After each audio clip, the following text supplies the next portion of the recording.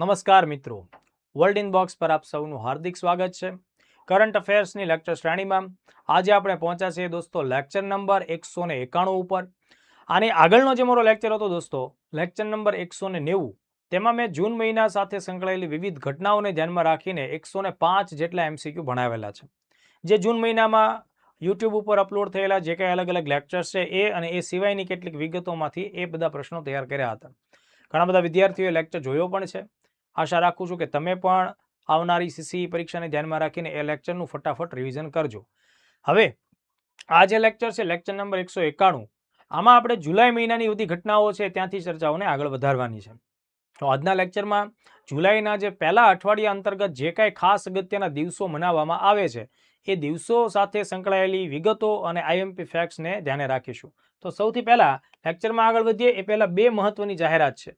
જે કાંઈ પણ મિત્રોએ CCEના ફોર્મ ભરેલા છે એ બધા જ મિત્રો CCE પ્રિલિમ્સ આપો એ પહેલા વર્લ્ડ ઇનબોક્સ એકેડમી દ્વારા એક ખૂબ જ મહત્વનો કાર્યક્રમ શરૂ કરવામાં આવવાનો છે. 14 જુલાઈથી લગાતાર 50 દિવસો સુધી મહત્વપૂર્ણ ટેસ્ટ પ્લાનિંગ આપણે આગળ વધારવાનું છે, જેમાં તારીખ પ્રમાણે તમારે કયા ટોપિકમાં કયા વિષયોમાંથી કયા ટોપિક તૈયાર કરવાના છે અને એમાંથી આપણે ટેસ્ટ લેશું. આ જે પ્લાનિંગ છે એ ઓફલાઈન અને ઓનલાઈન બંને મોડ ઉપર ચાલવાનું છે, બરાબર. જેમાં ઓફલાઈન મોડ ઉપર world inbox Gandhinagar, world inbox Bhavnagar, Junagadh, Surendranagar, Anand, Vidyanagar અને બરોડા આવી આપણી 6 ઓફલાઈન સેન્ટર્સ ઉપર તેનું આયોજન થશે. અને એ ઉપરાંત જે મિત્રો ઓનલાઈન વે ઉપર ઘરે બેસીને તૈયારી કરતા હોય અને પોતાની રીતે ઓનલાઈન ટેસ્ટ આપવા માંગે છે એમના માટે world inbox my class application છે.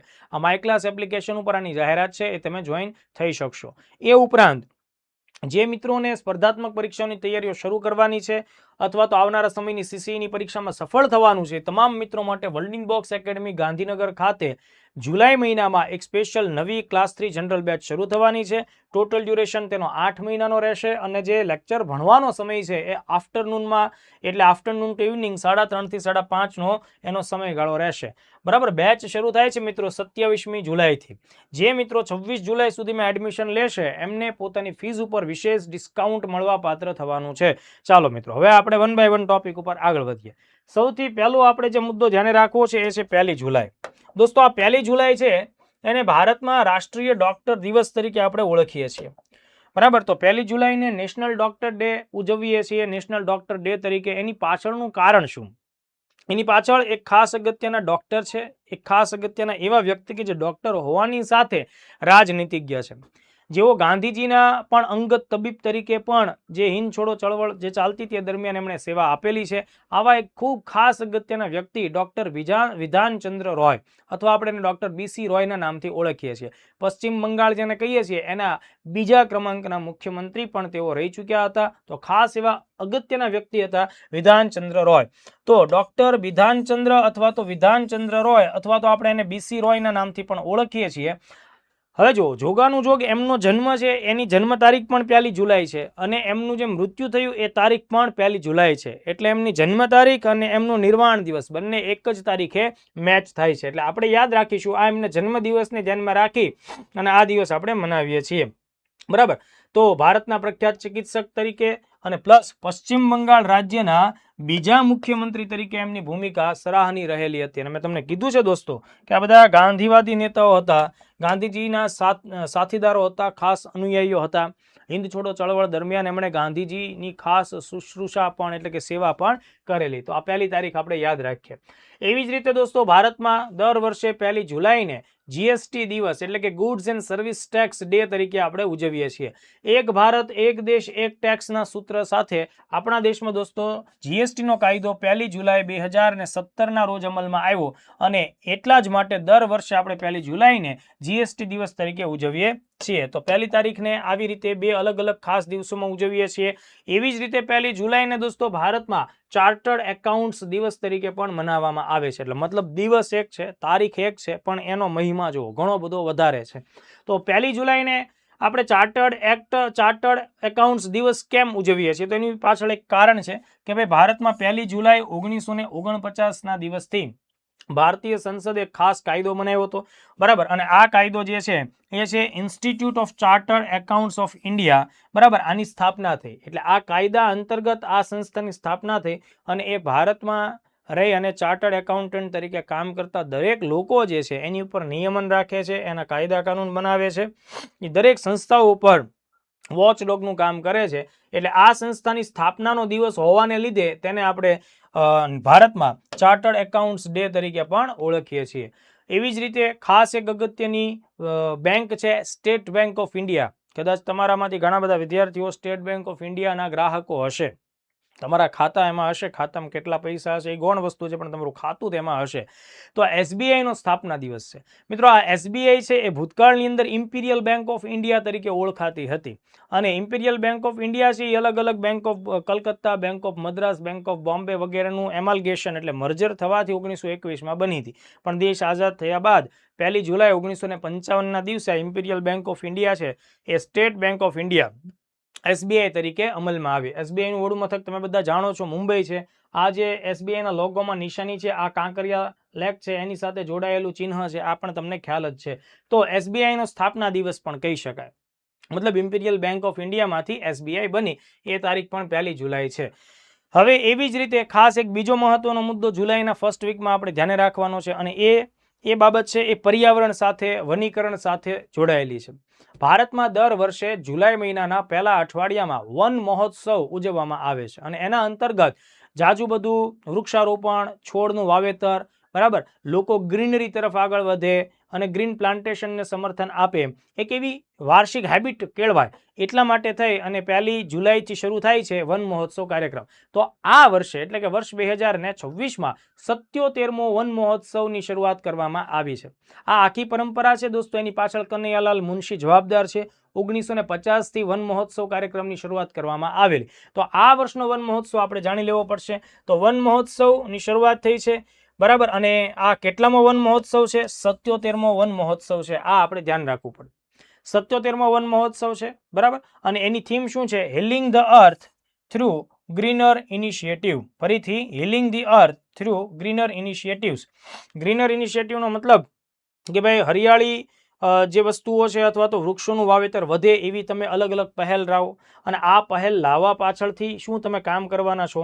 તો કે હીલિંગ ધ અર્થ એટલે પૃથ્વીમાં પર્યાવરણીય રીતે જે નુકસાન થયું છે આપણે એની ભરપાઈ કરવાનો પ્રયત્ન કરીએ છીએ આવા અલગ અલગ પ્રકારના ગ્રીનર ઇનિશિયેટિવથી. બીજું આપણે શું યાદ રાખીશું? તો કે વન મહોત્સવ છે એની શરૂઆત ક્યારે થઈ? 1950માં.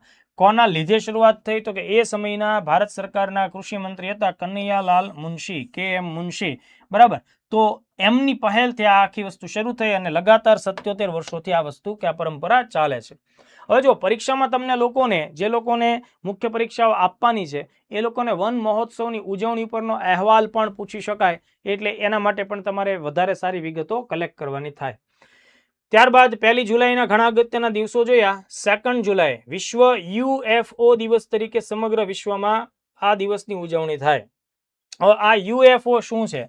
તમે ઘણી બધી વખત એવા શબ્દો સાંભળ્યા હશે કે ભાઈ એલિયન્સ જેવી કોઈ વસ્તુ હોય, મતલબ પરગ્રહવાસીઓ કે જેનો સંબંધ પૃથ્વી ઉપરના લોકો, પૃથ્વી ઉપરના જીવન સાથે નથી, બીજા ગ્રહો કે ખૂબ દૂરના વિસ્તારમાંથી તેઓ પૃથ્વી ઉપર આવે છે, બરાબર. આપણે જોઈએ છીએ ઘણા બધા હોલિવૂડ મૂવીમાં પણ એ પ્રકારના કોન્સેપ્ટ બતાવવામાં આવે છે, અને આવા પ્રકારની છત્રી જેવું કંઈક બહુ જ સ્પીડમાં ભાગતું હોય એવું એક શટલ લઈને એ લોકો પૃથ્વી ઉપર આવતા હોય, બરાબર, અને એમાંથી એ લોકો આવશે, પાછા એમાંથી જશે. એટલે આ જે છે, આ જે છત્રી જેવું અનનોન વ્હીકલ આપણને દેખાય છે, આ UFO તરીકે ઓળખાય. તો UFO એટલે શું થશે?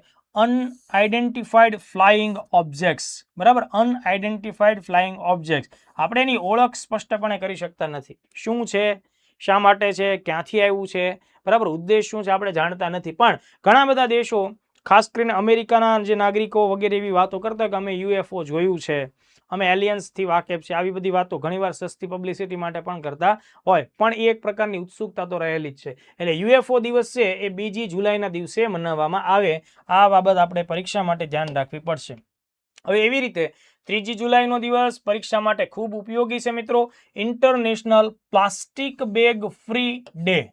મતલબ આપણે અત્યારે કોઈ પણ વસ્તુઓ ખરીદવા જઈએ એટલે તરત જ પ્લાસ્ટિક બેગ માંગીએ છીએ. સરકાર પણ પ્લાસ્ટિક બેગ ઉપર વિવિધ પ્રકારના પ્રતિબંધનો લગાડે છે. આ કેવી વસ્તુ છે કે ભાઈ એકવાર આપણે એનો ઉપયોગ કર્યા પછી વધુ વખત ઉપયોગ નથી કરતા. સિંગલ યુઝડ પ્લાસ્ટિક એકવાર વાપર્યા પછી ફેંકી દઈએ છીએ. એ ફેંકાયેલું પ્લાસ્ટિક છે એ જમીનમાં ભળે છે, પાણીમાં ભળે છે, હવામાં પણ એના જે સૂક્ષ્મ કણો એ ભળે છે અને એના લીધે આખી ઇકોસિસ્ટમમાં પ્લાસ્ટિકનું પોલ્યુશન ફેલાય છે અને ઘણી બધી વિવિધ પ્રકારની બીમારીઓ આપણને જોવા મળે છે. માતાના દૂધની અંદર કે ભાઈ માનવના રક્તમાં પણ તમને માઇક્રોપ્લાસ્ટિક જે છે એની હાજરી હવે જોવા મળી છે. એટલે આ હદ સુધી પ્લાસ્ટિકનું પોલ્યુશન છે. તો એને અટકાવવા માટે લોકો પ્લાસ્ટિક બેગનો આગ્રહ ન રાખે અને પોતાની સમગ્ર વિચારધારાને ચેન્જ કરે, પોતાનું આખું માનસિકતા બદલી અને કાપડની થેલી કે એવી કોઈ વસ્તુઓનો ઉપયોગ વધારે એવો આગ્રહ રાખવા માટે સમગ્ર વિશ્વમાં international plastic bag free day દિવસ છે એ 3 જુલાઈના દિવસે મનાવવામાં આવે છે. તો આ એક બહુ જ આઈએમપી ફેક્ટ થાય છે, એને યાદ રાખજો. બીજું હું તમને ક્વેશ્ચન પૂછું છું કે ભારતમાં કેટલા પરિમાણ, કેટલા કદની પ્લાસ્ટિક બેગ છે એ અલાઉડ છે અને એનાથી ઓછી જે જાડાઈ ધરાવતી પ્લાસ્ટિક બેગ છે એની ઉપર પ્રતિબંધ છે, એ તમે મને જાણી અને કમેન્ટમાં અચૂકપણે લખજો. ત્યારબાદ દોસ્તો 4 જુલાઈનો દિવસ બહુ જ મહત્વનો છે.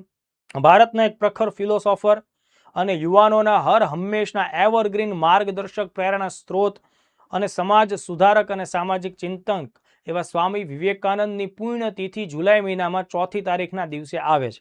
દોસ્તો સ્વામી વિવેકાનંદ છે જેનું મૂળ નામ નરેન્દ્રનાથ હતું, બરાબર. આ સ્વામી વિવેકાનંદનો જન્મ છે એ 12મી જાન્યુઆરી 1863ના દિવસે થયેલો.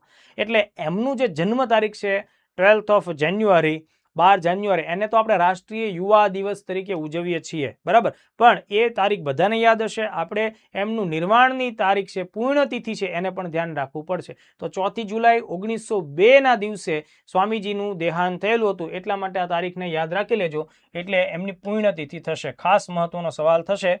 બેલુર મઠ ખાતે 39 વર્ષની ઉંમરે જ એમણે પ્રાણ ત્યાગ્યા હતા. તો આ એક આઈએમપી ફેક્ટ થયું. એવી જ રીતે દર વર્ષે 4 જુલાઈ યાદ રાખો, અમેરિકાનો એ સ્વતંત્રતા દિવસ પણ છે.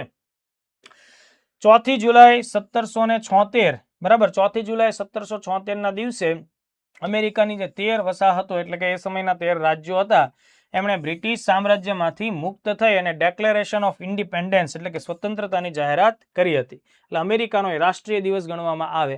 તો આ તારીખ તમારે ભૂલવાની નથી. હવે જો તમને એમ થાય કે સર તો પછી કાલ સવારે અમારે બાકી બધા દેશોની આઝાદીની તારીખ યાદ રાખવાની, ના. જે ખાસ મહત્વના શક્તિશાળી દેશો છે, જે દુનિયા ઉપર રિયલ અર્થમાં પ્રભાવ પાડે એવો જે દેશ અમેરિકા છે, એટલે એટલા માટે તમારે એની તારીખ ધ્યાન રાખવી પડે. 4 જુલાઈ એ અમેરિકાનો સ્વતંત્રતા દિવસ થાય છે. ચાલો, ત્યારબાદ 5મી તારીખનો દિવસ નથી કોઈ ખાસ મહત્વનો. 6 જુલાઈ છે એના વિશે આપણે વાત કરી લઈએ. 6 જુલાઈ છે વિશ્વ ઝૂનોસિસ દિવસ.